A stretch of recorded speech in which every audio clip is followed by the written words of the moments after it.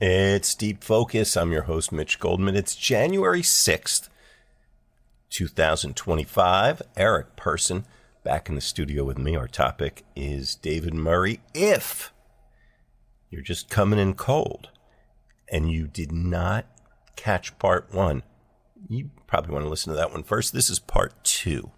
So bounce over there. Come on back. For those of you who heard part one, here we go. Up. The crowd's getting excited about this one already. Last of the Hip Men, indeed.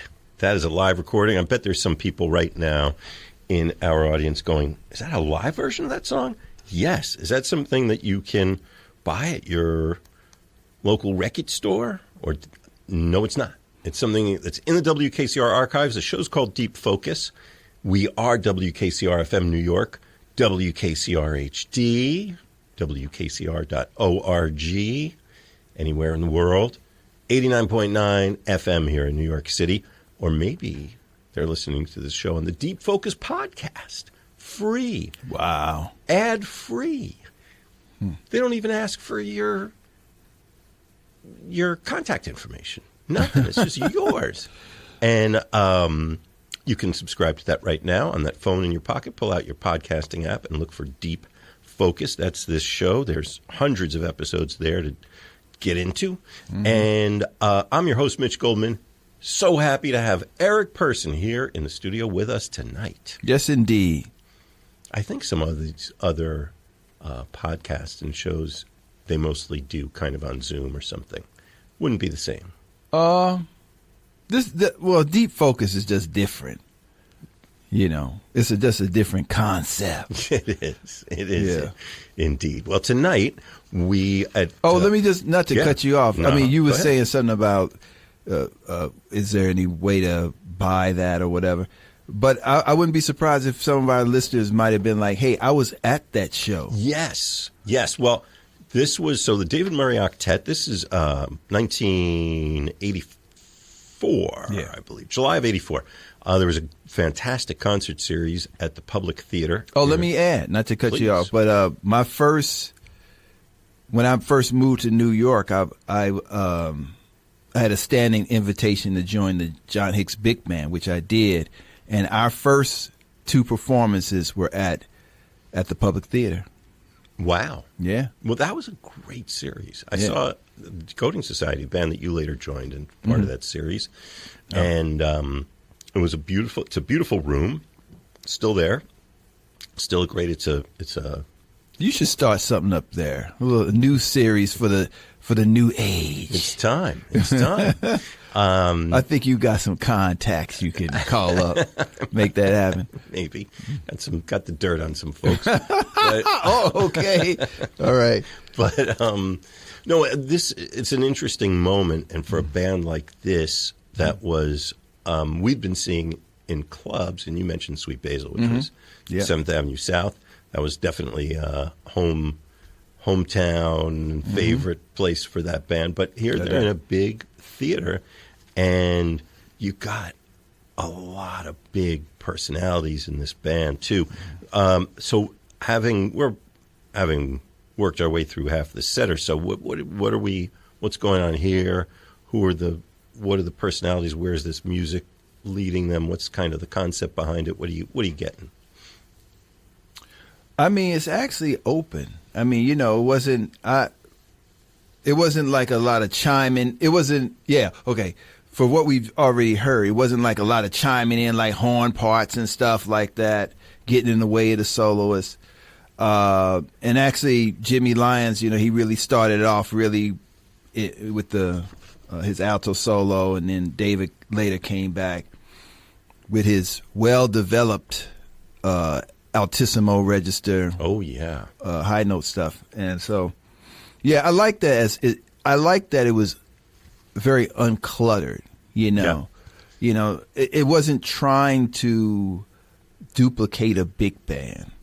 Because a lot of times once you get a whole bunch, a couple of horns, like let's say you got 4 horns. Let's see how many horns they got. Let me see. 1, 2. Well, I'll run down once again. Did we say 6 horns? Charles Jones III on trumpet, Oludara playing cornet, right? Yep. And Butch Morris playing cornet. Dick Griffin, trombone. Right. Jimmy Lyons, alto saxophone. David Murray, tenor and bass clarinet. Right. Rhythm section of Anthony Davis, piano. Wilbur Morris on the bass, and Steve McCall playing drums.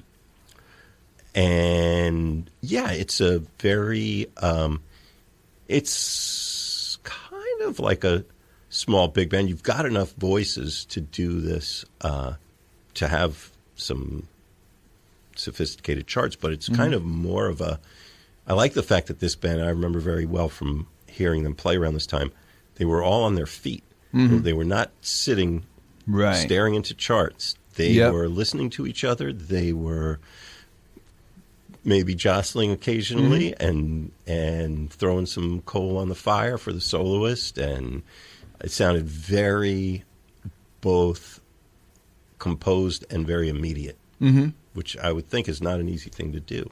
Well, I mean, when I played some dates with David Murray's big band and Butch Morris was conducting, that's when it got more busy with the directing and, you know, him basically pointing to different sections and saying, you know, basically showing them what to play. And that was an interesting concept. That's obviously not happening here. Butch is one of the players in the band. You know, he's playing cornet. That would have been interesting if he was doing that for this gig. Yeah, it would have worked, I think. I think he was, I don't know, the intimate detail of it all. I think he was probably developing that concept around this time. And it wouldn't be long after this that he stopped playing in public. Yep. I don't know if he played.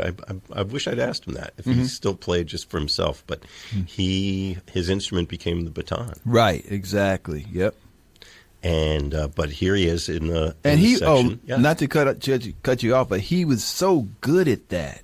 Yeah. You know, I mean, just, you know, because what he would do, I mean, he's not just pointing to somebody saying, okay, you make up something. He was actually waving his arms in a way that he was directing the shape that he wanted, you know. So that it was always different, you know. And I was actually so sad that when he left us, you know, and I was hoping that somebody else would pick up on that concept and make that their own, you know, and carry it on, because I don't think anybody else has. No, I think there are people who are working towards that in different ways. Some people who played with him, but also it's funny, the last episode of two episodes ago of Deep Focus was about the band Burt Sugar, which very different kind of format of band and different musical influences, but Butch Morris and his conduction were a shaping influence and still on the way that band sounds. Right. And there are people, some of the musicians who were part of his ensembles, Brandon Ross comes to mind, others as well.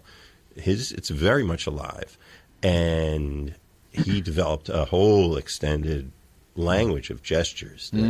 Exactly. Language of gestures. Language of gestures. Yeah. And that's still going. He is missed. Yeah. We're talking about Lawrence Butch Morris, heard here on cornet. And, we've got, they're here in the hometown playing a big stage. And anybody else you want to call out? We've got some heavy hitters in this band. Actually, go ahead. I want to call out Dick Griffin on trombone. Yes. You know, who was doing this thing. You know, I was just telling you off mic how we had sat in together at the Beacon Theater one night and played a blues with the Allman Brothers, you know, and that was fun. He's such an interesting guy, and I'm hearing him with the kind of language I'm not accustomed to hearing him playing, and he sounds right at home, like he's having a great time doing it. And I always think of this band, I always think of Craig Harris being the foil to David Murray, but Dick Griffin sounds great here. And, it's interesting. We listen to a lot of music preparing for this show, and this is one of, I think, a couple of bands we're going to hear tonight. The personnel changes substantially, and these are all people with their own big personalities, but the sound of the band stays consistent, which is really impressive. Yeah. I'm interested in hearing more Jimmy Lyons. Well, You know, he sounded really good, that solo. shall we continue here? Why not? Why not? Okay, we started, the first piece we heard was Ming, then Last of the Hitmen. This one is, and these are all David Murray compositions. Home was the title track on their, what was then their second album, actually. That was, both of these had been released by this time. And Dewey's Circle. And then I might as well play through the set. Choctaw Blues, another great David Murray composition. Yep. It's from the Public Theater, July of 1984. The show's called Deep Focus. I'm your host, Mitch Goldman. Eric Person here with me. Eric, thank you for calling our attention to this. Oh, no doubt. It's a good thing. It's a great thing, and I'm kind of amazed looking back on it. It's not the first time I found myself saying this. How could we have never explored David Murray's music before? so do. Yeah. And so we're going to, cue this back up here.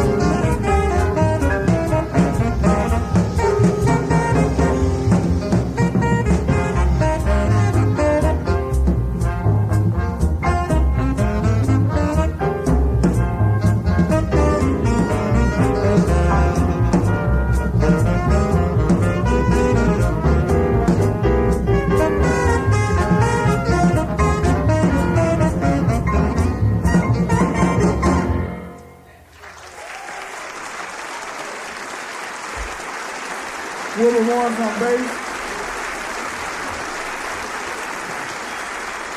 Anthony Davis piano. Big Griffin on trombone. Jimmy Lyons, alto. Olu Dara, cornet. Butch Morris, cornet. David Murray, thank you very much. That's David Murray announcing his band playing here in New York City at the Public Theater, July of 1984. He is the topic of this episode of Deep Focus. Eric Person is our guest. I'm your host, Mitch Goldman. And we heard that whole set. And if you just joined us, you missed a whole bunch of great stuff. But we're just a little over halfway through the show. And we got plenty more coming where that came from. And you can always go back and hear it sometime in the next week or so. It's going to go up on the Deep Focus podcast. Mm-hmm. Commercial-free, ad-free, free. And you can subscribe to that on your favorite podcasting app. You can also find us on the hosting site, which is mitchgoldman.podbean.com. Let's talk about what we just heard. This is a band that doesn't sound like any other band. Not then, not now, not before. Why is that, Eric Person? I don't know. Well, what do we got going on here? We got, it's really interesting to me trying to backtrack to think about what might have been going through David Murray's mind to put this band together. It is clearly a fantastic forum for his ideas, certainly as a soloist, also as a writer, and also, I think, as a band leader. Just that in itself, just bringing these 8 voices together is, if he'd done nothing else, that would have been, I think, a musical landmark. 9 voices, yeah. 9-voice octet, I should say. Unless the drummer's not counting. No, drummer's definitely counted. I think there's an added voice. This is the only time I've heard this band with 4 brass, with the extra. It's really, how many bands have 2 cornet players these days, and especially when it's Olu Dara and Butch Morris. Exactly, yeah. But, yeah, I don't know. Any of that you got something you want to latch onto and talk about in there? I actually like that I think it was when Olu took his first solo. Then I heard a little Lester Bowie influence. Yeah, definitely, yeah. But it was welcome. It was very welcome. Not over the top, but it was cool to hear that. And with the last tune, I like that strangely, that was like the first tune they really got into some collective improvisation. Yeah, and which I think was a hallmark of this band. There was usually some of that in every set. Yeah. So I initially was saying how I liked how open it sounded, and then they waited to the last tune to dense it up, with the collective improv. I like this performance. It actually has a lot to kind of hear over multiple listens. And David got into his thing, actually, with the bass clarinet nice on the last tune. Yeah, it kind of started with a bit of an Eric Dolphy echo, but it moved into a whole other arena. Yeah, exactly. Choctaw Blues, that one, and the collective improvisation. And I know Jimmy Lyons is a special favorite of yours, and he is the alto saxophonist in the band, your instrument. And he is no stranger to collective improvisation. His many years with Cecil Taylor, of course. Exactly. Common, easy association to make. But this is no echo of Cecil Taylor's music, but it's in there. It's no, when you talk about David Murray solo, we heard an early set from a 20-year-old David Murray in the beginning of the show. And if you missed that, well, go back and check it out. That's right. Go back and check it out. But and then thinking about his sound then, which was interesting and I think we heard his influences more clearly. Yeah. At that time, which that tends to happen a lot of times. When a player is younger, you say, "Oh, I heard that Train in there. Oh, I heard that Sonny Rollins," and so we could hear that in David's playing more clearly back then. And then we're looking at less than 10 years later. You hear like a David that's thoroughly his own man, and he's doing his 4-octave playing and intervallic stuff that I know so well from playing beside him. Yeah. But yeah, I mean he definitely was reaching for his own voice. It's not like sometimes. Well, I'll leave it at that. He was reaching for his own voice and found it. I think this band had a lot to do with that. I remember interviewing him here around that time, and I got to see if I have that somewhere, maybe on a cassette somewhere. But one of the things he was talking about was freight trains and music, how music like in the 30s, take the A train, and those guys were writing music about that, and that feeling of how a band, a powerhouse band like this one, all moving in the same direction, bringing up that kind of energy. Oh, well, I mean that's interesting too, because like the shuffle beat, that sounds like a freight train. Yeah. And that's what how the music was invented. Like a lot of that, funky sax stuff sounds like, chicken calling, chicken talking or whatever. And that's how you made the language that we play out of. We just getting it from all the sources around us, Yeah, even when you don't even, it's no longer a part of the memory where that originated. But here, I agree with you completely that there's, in specifically David Murray's language as a soloist, and he's doing, the time is different, that edge in his tone. I can see him in that moment too, having heard him play in that idiom so many times. His eyes are rolling back on his head, he's rocking back on his heels, and he's just carrying with the energy. Yeah, definitely. It is a thrilling band. So, I want to ask you something. We've got a whole bunch of more live David Murray Octet recordings we're going to go to, but another thing, looking back on your last year, we talked about you played every Friday at Albert's Bar. Yep. On 41st between 3rd and Lex, Friday afternoons, 3 to 6 p.m., and that's continuing into 2025. And you also, maybe the first time, re-released one of your many fine albums. Yeah, actually, I re-released Rhythm Edge. Correct. I'm working on Extra Pressure now. Rhythm Edge. And actually, it's been well received. I remixed, remastered it, and did some editing that I feel made it better than the first release, And Ingrid Jensen, great trumpet player, she's a part of it. Robin Eubanks, trombonist, he's a part of it. Danny Sadownik, great percussionist. He's, all those three guys, really fine musicians I've known for many years now.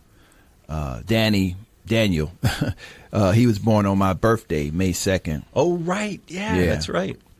He was up here. We did a show on Art Ensemble, Chicago. Oh, okay. Which is a great devotee. We went to a show together. Actually, it was the first performance after Lester had passed. I remember that. And I always knew that he really loved that band. But me and Daniel go way back to working together. 1990, we performed with Ofra Haza. Right. Yeah. Singer. Yeah. Israeli singer. And then me and Robin Eubanks go way back to working with Ronald Shannon Jackson, recording with Shannon on Decode Yourself and doing some dates then.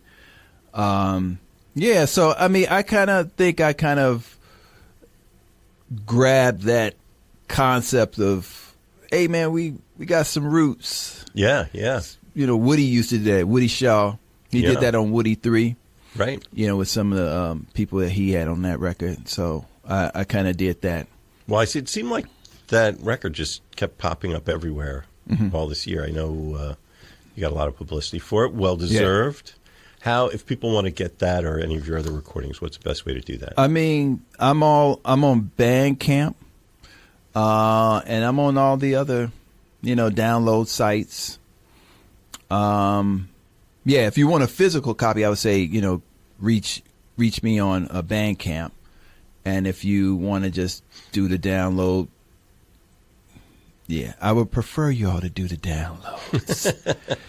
Forget that streaming stuff. You can find me on, Spotify and all that stuff. Okay. Eric Person, EricPerson, just the way it sounds. And how do people keep up with all the stuff you're doing? Oh, yeah. Shows and... on my website, ericperson.com. I update that pretty frequently, so it's usually up to date. So actually, if somebody wanted to go to Albert's Bar, then I usually have the dates that I'm there. Sometimes I can't make it, so I have like my friend Sylvester Scott, tenor player, fill in for me. But I'll definitely have the dates that I'm there on my site. So you doing the socials? Social media? Oh, of course. How can you not, right? Can't not these days, right? Yeah. Yeah, so hopefully, some people come down there. And no cover. That's amazing. Yeah. That's great. I mean, people getting real, heavy-duty dose of music to start their weekend for no cash other than whatever food and drink you want to get. Where can you hear jazz, even in New York City, from 3 to 6 p.m.? Right, I'm saying. On a Friday? On a Friday, yeah. Maybe in the winter when it's a little brusque out there. Come on. Yeah, and actually, when it gets warmer, we probably bring the music outside, so it's a great place. It's a great place. Albert's Bar. Yeah. And then you were doing that series in the summer. Is that back this year? Oh, most definitely. He's referring to Dante Park. Yeah. Which is right across the street from Lincoln Center. Great spot. People coming by just, I remember I was out there and people were clearly knew that you guys were going to be there. Yeah. And then there were people just drifting by like, whoa, what's going on here? Right. And coming and hanging out. And I played there quite a few, times now where people are like, they're asking me, hey, when you playing again? Yeah. So, Dante Park, that's a great place. So that series actually starts, it's June to September, so. Yeah, nice. Yeah. Nice, great spot, just such a treat. It makes New York, New York, Yeah. I also play over there at a lot of times at Pershing Square. Right, yep. Yeah, Pershing Square Plaza. So again, summertime, June through September, I do quite a few performances over there. Mm-hmm. So it's Eric Person, in case you just joined us, and we are deep in the David Murray experience, the Octet, early 80s, mid 80s, and we heard that set from here in New York at the Public Theater. Where to? What are we doing next? Why don't we try this Warsaw? I love it. Okay. Jazz Jamboree. Let's. It's a few months before that set that we just heard. It's October of 83. I'm going to take a wild stab in the dark that you have played that Sala Kongresowa in Warsaw. Have you played that place? No. Oh, I've been there. Actually, I've never. It's a great festival, and it's a really interesting place. It's actually kind of a Soviet brutalist, like this enormous art center, huge. I guess it was Russia's gift to Poland during the Soviet era, but great venue and fantastic audiences and terrific festival that they do there. Yeah. And who was in the David Murray Octet in October of 83? So we got Bakita Carroll, my hometown buddy, on trumpet. Roy Campbell, also on trumpet. Craig Harris, trombone. Julius Hempfield, alto sax. David Murray tenor sax, Curtis Clark on piano, Wilbur Morris on bass, and Billy Higgins on drums. Wilbur Morris is back, brother of Butch Morris, as a matter of fact. Okay. And this is a little different feel. Any comment on who these people are as compared to the other group? Anything jumping out at you? I mean, first, Billy Higgins on drums.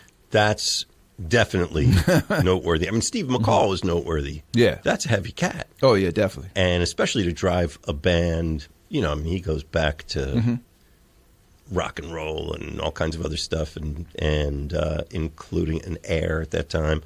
But Billy Higgins got another story here. Anything you want to shout out that he's done and associated with? This almost reminds me of like, I just saw, it was a concert, I can't remember where it was, but it was all these avant-garde guys like Lester Bowie and some other guys, and then the drummer was Philly Joe Jones. Wow. How'd that work? It worked. It worked well. So this kind of reminds me, but I mean, Billy Higgins goes way back to Ornette, so he's had his, he's stretched, he's got the roots, Yeah, definitely. to play a lot of different things, and well, I mean, the other group had 3 trumpets. This one has 2.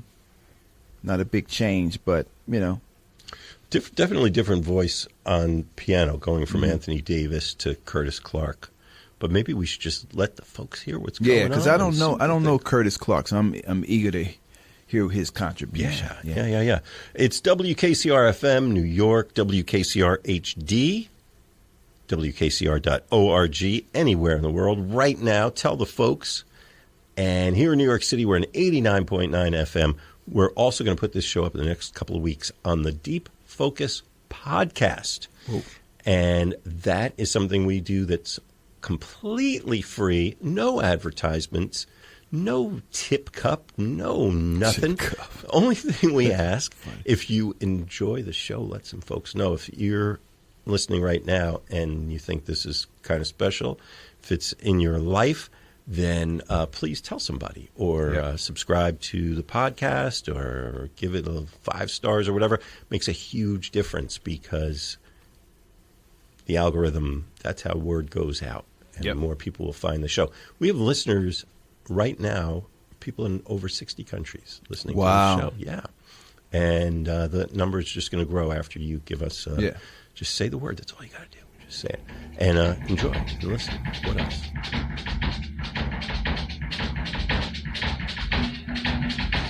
That is part 2 of 3 parts of this program that aired January 6th, 2025 on Monday night. Eric Person, spelled just the way it sounds, on the topic of the fantastic David Murray. Here we are playing this music from 40 plus years ago. David Murray, still a profoundly active and involved musician, and still developing new ideas, still blasting on that tenor saxophone and bass clarinet and making great music. You certainly should have some of his music in your collection. And I'll say the same for Eric Person, who's mighty. And I just got to see him play yesterday as I'm recording this here in New York City. And looking forward to the next thing that he does. So look for those, both of them, my guest, Eric Person, our topic, David Murray, to come to your hometown. And meanwhile, get some of their music that you can have and play at home. You can even find stuff on LP for both of them, and among many other digital downloads and all the rest of it. All right. That's part 2. There's one more part coming. I'll see you over there.